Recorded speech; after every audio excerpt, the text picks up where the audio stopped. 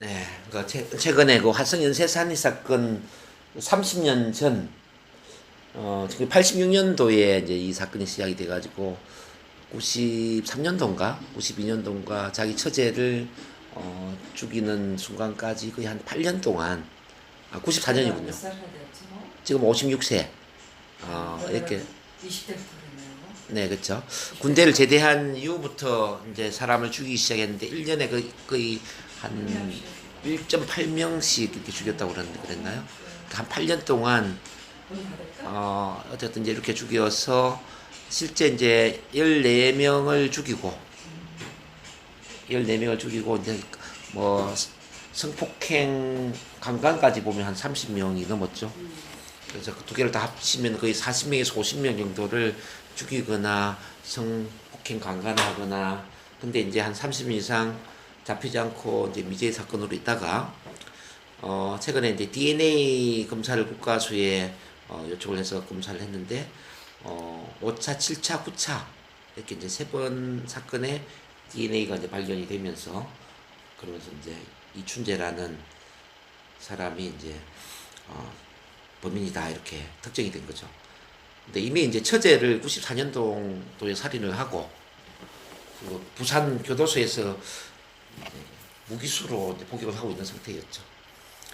근데 이제 이 DNA 가지고 이야기를 했을 때, 나는 아니다.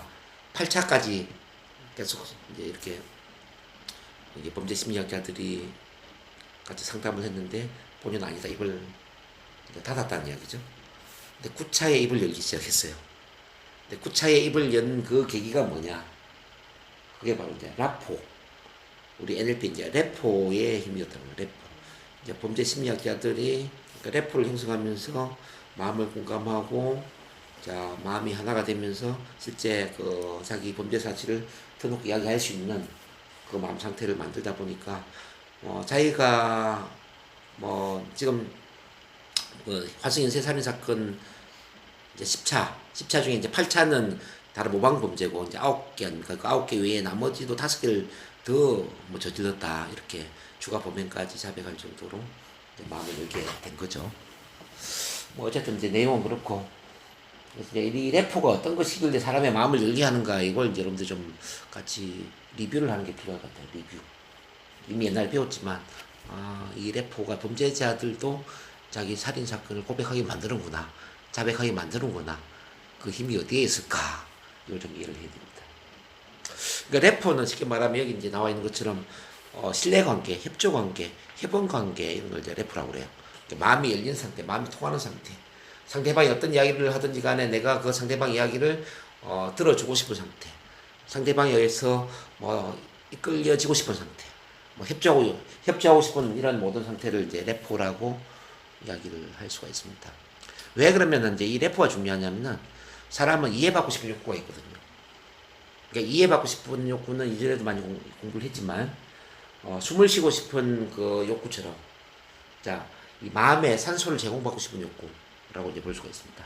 실제 물리적으로 이게 산소가 없다면은 정말 숨쉬기가 곤란하지 않겠습니까?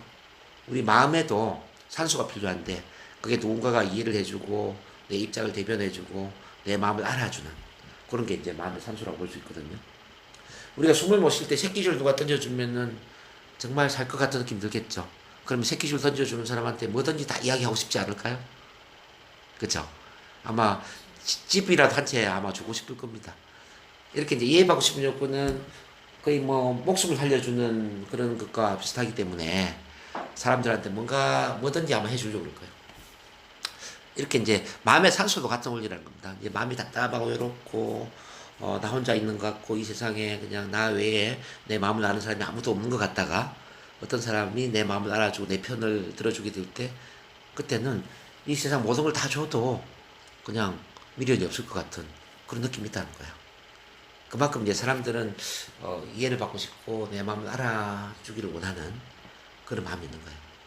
이게 너무나 강한 거죠. 이제 범죄자들도 이제 그런 게 있는 거죠.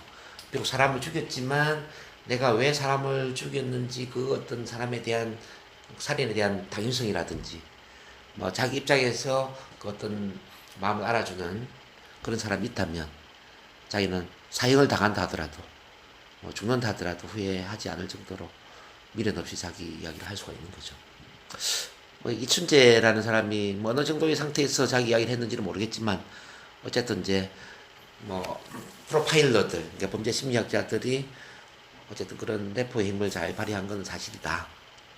그렇게 이해가 될 수가 있고, 어쨌든 이제 이 래퍼를 이제 형성한다는 건 이렇게 이제 마음을 열게 하고 협조 관계를 만들고 협동 관계를 만드는 이런 걸 이야기하는데, 래퍼가 형성되기 위해서는 어떻게 해야 되는가를 이제 이해를 좀 해볼 필요가 있습니다. 우선 공통점을 찾고 그것을 기준으로 공감대를 형성해야 된다. 자, 나와 상대방의 공통점을 찾아야 된다. 그리고 공감대를 형성해야 된다라고 합니다. 그럼 이제 어떤 것에 대해서 공통점을 찾느냐 하면은 이렇게 이제 뭐 신체적 반응, 뭐 음성의 질, 뭐 언어, 이 다양한 것들이 있거든요. 언어로 본다면은 뭐 술어, 핵심 단어, 공동의 경험과 연합, 그 외에도 뭐 가치관이라든지 참조 체제라든지 또는 정체성, 뭐 비전, 꿈, 그 사람의 뭐 내면에 여러 가지가 있지 않겠습니까? 그런 모든 것들을 다 공감을 하고 보조를 맞춰줘야 된다는 이야기고요. 신체적으로 본다면은 자세, 뭐 제스처, 얼굴 표정, 눈 깜빡임, 호흡의 속도 깊이 이런 거조차도 그 사람과 같이 일치를 시켜주고, 그 다음에 뭐 목소리로 본다면은 어떤 소리의 높낮이, 소리의 빠르기, 소리의 질, 소리의 크기, 이 목소리의 특징들을 다 맞춰주는 거죠. 근데 메르비안이라는 사람이 연구를 해보니까 실제 언어의 내용은 7% 영향을 주고 신체적 반응이 55% 영향을 주고, 자 목소리, 이 음성의 질이 38%는 영향을 주고 있다는 거죠. 따지고 본다면 93%는 비언어적이죠. 이 비언어적으로 얼마나 그 상대방과 하나로 맞추어질 수 있느냐, 이게 참 중요하죠. 예. 이게 이제 쉽지 않은데, 이게 아주 뭐 노련한 사람들이 할 수 있는 거죠. 이제 범죄 심리학자들은 그렇게 이제 아주 탁월하다라고 볼 수 있겠죠. 그러면 이제 이거는 의식 차원이 아니라 무의식 차원에서 동화가 돼가는 거죠. 아, 저 사람은 나랑 비슷하구나. 나랑 동질성이 있구나. 나랑 공감대가 형성되어 있구나. 뭐 내 마음을 아는구나. 이게 의식 차원이 아니라 무의식 차원에서 이제 하나가 되는 거예요. 그럼 어느 순간에 아, 저 사람이라면 내 마음을 알 수 있겠다. 그래서 저 사람한테는 내 마음을 터놓자. 뭐 이렇게 되는 거죠. 이렇게 이제 맞추는 걸 우리는 뭐라고 하느냐면 페이싱이라고 그래요. 페이싱. 맞추기. 이거를 뭐 페이싱. 자, 뭐 말을 할 때 있어서는 이제 이 맞추기에서 중요한 게 이제 공감을 해주는 거. 우리 이전에 배웠죠? 공감. 자, 마음을 알아주고 그 사람의 감정 상태를 입으로 표현해주는 그런 것들이 이제 공감이었습니다. 뭐뭐에 대해서 어떠한 기분이겠네요. 뭐 이런 거. 자, 그런 이제 공감도 중요하고요. 그 다음에 어떤 하는 말에 있어서 반복을 해주는 것. 그 말을 요약 정리를 해서 다시 되돌려주는 것. 뭐 이런 것들이 참 중요합니다. 자, 그리고 이제 이 공감에서 특히 또 중요한 부분은 그 사람의 어떤 심리 상태. 그 사람이 왜 살인을 했을까? 왜 그런 행동을 할 수밖에 없었을까에 대한 어린 시절의 성장 과정이나 그 아픔이나 뭐 마음의 고통이나 어떤 어린 시절에 이제 트라우마 뭐 이런 것들이 있겠죠. 그런 것들을 이제 자기 편에서 이해를 해주는 것. 그러면서 이제 하나하나 동화가 돼야죠. 이렇게 맞추기라는 것은. 이제 그런 내용적인 부분에서 이제 동화가 돼야 되지만은 뭐 신체의 모든 특징들, 음성의 특징들 이런 것들이 동화되다 보면은 이제 어느 순간에 이제 내 무의식 속에서 야, 저 사람은 나랑 통하는 것 같아. 저 사람은 나랑 하나야. 뭐 이런 느낌 들 수가 있어. 그러면 그때 이제 어떤 특정적인 점검을 들이대면서 이야기를 하게 이끌잖아요. 이제 리딩을 하죠, 리딩. 그러면은 자기도 모르게 이야기를 하게 된다는 거죠. 마치 이제 뭐 우리 진영쌤 아직 연애를 안 해봤지만은 연애를 하다 보면 사랑하는 여자친구를 만날 수 있잖아요. 뭐 이야기를 하다 보면 여자친구가 내 말을 잘 들어주고 나한테 잘 맞춰주고 내 편이 되어주고 이 여자친구가 내 마음을 다 아는 것 같아요. 그러면은 과거에 지금 누구한테도 이야기 못했던 나의 비밀을 털어놓고 이야기할 수 있지 않을까요? 가능하겠죠? 그 누구한테 못했던 아마 비밀 이야기도 할 수 있을 거예요. 왜? 내 편을 들어주니까. 뭐 그런 원리죠. 그래서 마음을 알아주는 사람 앞에서는 어떤 비밀을 이야기하는 게 쉽지가 않다는 거죠. 맞죠? 어렵지가 않다는 거죠. 그래서 이제 이끌면은 따라오는 거예요. 그래서 이제 원하는 성과가 온다. 그래서 이제 다시 구조로 본다면은 페이싱, 레포, 리딩, 어떤 원하는 성과 이런 구조로 갔는데, 자 충분히 그 사람한테 맞추어서 그 사람 편이 되어서 공감대를 만들어주니까 레포 형성이 된다. 자 협조할 수 있는 마음 상태가 된다. 그때 자 내가 뭔가를 이끌 때 내가 원하는 쪽으로 따라오게 되고, 따라오다 보면은 결국 내가 원하는 성과를 이루게 된다는 거죠. 이제 범죄자라고 보면 자백을 하게 되는 결과가 되는 거고, 우리가 이제 영업을 한다면은 이제 고객과의 이제 어떤 니즈, 고객의 어떤 욕구, 그런 것을 충분히 맞춰주면서 고객의 뭐 어떤 패턴에 또 신체 언어를 맞춰주고 음성 언어를 맞춰주는 거예요. 그러면은 고객이 마음이 열리겠죠. 자 마음이 열린 상태를 아까 뭐라고 그랬죠? 레포 형성이 됐단 말이에요. 그러면서 이제 고객의 니즈와 그 고객 욕구에 맞게 어떤 제품이나 서비스를 소개를 했을 때 그 고객은 내가 원하는 쪽으로 따라올 수가 있다는 것입니다. 그러면은 뭐 계약이 체결이 되거나 예를 들어서 뭐 구매가 되거나 이런 쪽으로 이제 가는 거죠. 뭐 치료하는 것도 그렇고 뭐 교육을 하는 건 뭐 모든 것은 이런 구조입니다. 페이싱, 레포, 리딩, 성과 이 4단계로 간다는 거죠. 4단계. 그래서 이제 우선은 목표를 확인해야 돼요. 내가 이 사람과의 관계에서 뭘 이루고자 하는가. 자, 어떤 성과, 원하는 결과, 목표를 확인하는 게 중요하고, 그 다음에 이제 두 번째는 이 사람이 어떤 성향인지, 이 사람에 대한 모든 것들을 민감하게 좀 파악을 해야 되겠죠. 이 사람의 성격, 뭐 그런 쪽에 이제 애니어그램도 굉장히 중요할 것 같아요. 애니어그램, 뭐 도형심리, 뭐 디스크 다 중요하죠. 그러니까 그 사람의 성격 유형, 살아온 과정, 뭐 그 사람의 어떤 참조 체제, 그 사람의 어떤 트라우마, 뭐 가치관, 비전, 꿈, 이 모든 걸 다 파악을 해야 되고, 그러니까 내적인 세계를 파악을 해야 된다는 뜻입니다. 그리고 이제 신체적인 어떤 특징들도 파악을 해야 돼요. 이 사람은 주로 어떤 특징을 가지고 이야기를 하고 있는가? 자, 눈빛이 어떤가? 표정이 어떤가? 자세는 어떤가? 호흡의 깊이는 어떤가? 자, 그리고 이제 목소리의 특징들도 파악하는 거죠. 목소리 톤이 높으냐, 낮으냐? 말을 빨리 하느냐, 느리게 하느냐? 자, 억양이 어떠냐? 음조는 어떠냐? 뭐, 이런 목소리 특징들을 충분히 파악을 해서 그 사람한테 이제 맞추면서 대화를 하는 거죠. 그렇게 이제 하다 보면은, 뭐 잘 따라올 수도 있고, 안 따라올 수도 있겠죠. 안 따라온다면은 다시 그 사람한테 더 맞추는 거죠. 네. 내가 아무리 좋은 의도를 가지고 커뮤니케이션을 해도 결과가 좋지 않다면은 그건 누구의 책임이죠? 나의 책임이잖아요. 그래서 그 사람한테 충분히 맞춰서 그 사람의 패턴을 다시 읽어주고 다시 맞춰주는 거야. 그래서 어느 순간에 이 사람의 마음이 열렸어요. 공감대, 레포 형성이 되었어요. 그때 타이밍에 맞게 이끄는 거죠. 타이밍에 맞게. 요게 리딩이에요. 리딩. 이끌기. 그러면은 정말 내가 원하는 쪽으로 성과가 나온다.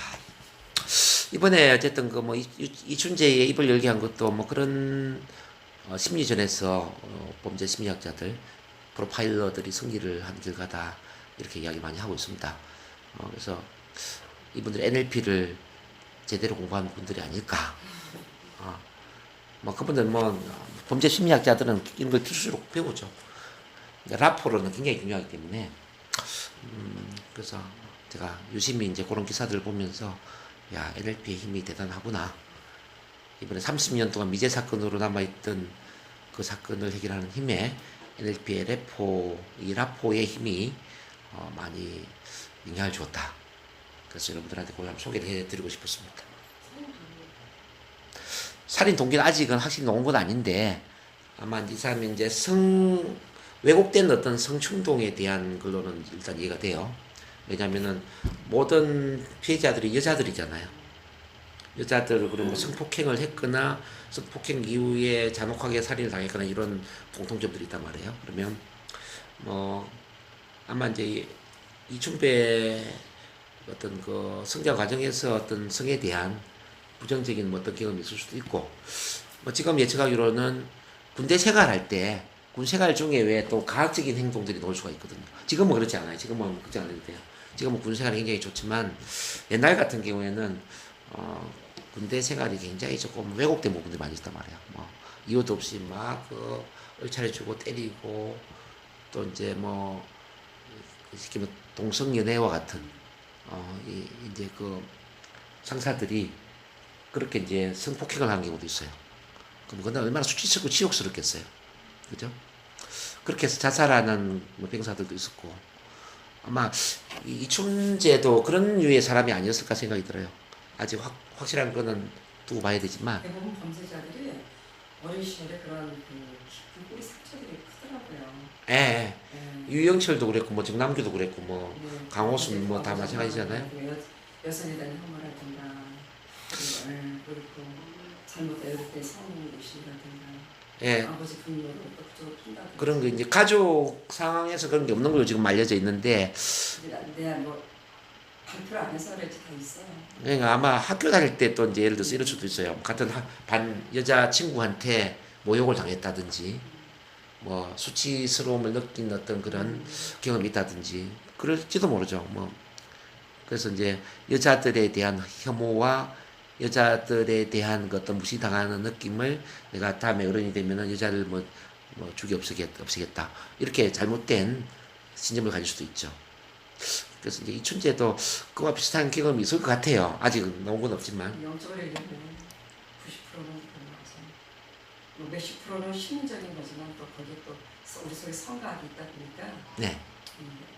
지금 말하는 귀신의 역사가 그런데 사람으로 쏠 수 없는 일이기 때문에 아 당연하죠. 예, 당연하죠. 예. 손에 끌려야 되는 악이 계속 끌려오다 보니까 그런 사람들이 그래서 지금 저기 회심해서 이제 분명히 또 삶이 나갈 텐데 회심해서 예수님 만나서 회개하고 천국 가면 좋겠어요. 네. 근데 지금 제가 볼 때는 뭐 반성하는 그런 느낌이 있지는 않더라고요. 그러니까 이제 이 사이코패스들은 보면 자기가 저지른 것에 대한 전혀 후회가 없어요. 그런 그 행동이 정당화되고 합리화되고. 근데 사형소들만 다루는 또 이렇게 그 교도가 목사님 계시거든요. 장로님이나. 네네네. 근데 꼭 그런 내일 모레 사형당한 이런 사람들만 찾아가서 네. 반성시키고 회개시키고 예수님을 만나게 하고 그리고 반드시 죽음은 끝이 아니라 지옥과 천국이 있다는 걸 꼭 가르쳐줘서 꼭 보면은 사형수를 보면 거의 다들 다 이렇게 예수 믿고 가더라고요. 그러면 정말 다행이죠. 네, 그때 당시 수원의 여자들이 두려움, 불안, 거리를 못 다녔대요. 무서워서. 그러니까요. 그러니까 그래서 이제 참 결국 영혼은 사랑을 지향하는 거거든요. 사랑. 제가 생각할 때는 그래요. 모든 사람의 영혼은 사랑이 깃든 삶을 살기를 원해요. 사랑이 깃든 삶을 살기 원하는데 어릴 때 사랑의 상처를 받다 보면은 사랑이 깃든 삶을 사는 게 아니라 쉽게 말하면 사랑의 상처를 주는 삶을 산다는 거죠. 그게 연쇄 살인 사건과 같은 최악의 상태로 갈 수도 있고 아니면 뭐 성폭력이나 가정폭력으로 갈 수도 있고 결국 이제 그런 모든 걸 치유할 수 있는 힘은 저는 사랑이라고 봅니다. 정말 사랑이 깃든 삶을 살아야 된다. 특히 사랑을 받아서 내 안에 있는 사랑을 충만해야 그것도 나가는 건데 자원이 없으면 안 나가잖아요. 그래서 이제 결국은 사랑이 깃든 가정을 만들어야죠. 그러니까 핵심은 사람들이 예수님의 사랑을 가지고 다들 해요. 예, 종교가 그 모든 걸 해주면 얼마나 좋겠습니까? 근데 물론 종교가 힘을 주는 건 사실인데 종교가 미치지 못하는 부분을 어떻게 해야 되느냐라는 고민을 해야 되고요. 거기에서 이제 우리 NLP와 같은 이런 변화 심리학 이런 것들이 굉장히 중요하다고 생각이 들고 그리고 또 저희들이 하고 있는 이 참만남이 이제 사랑을 지향하는 모임이잖아요. 자, 이런 모임 통해서 상처받은 영혼을 치유를 하고 구제를 해야 되지 않을까. 저는 그런 생각을 해봅니다. 어쨌든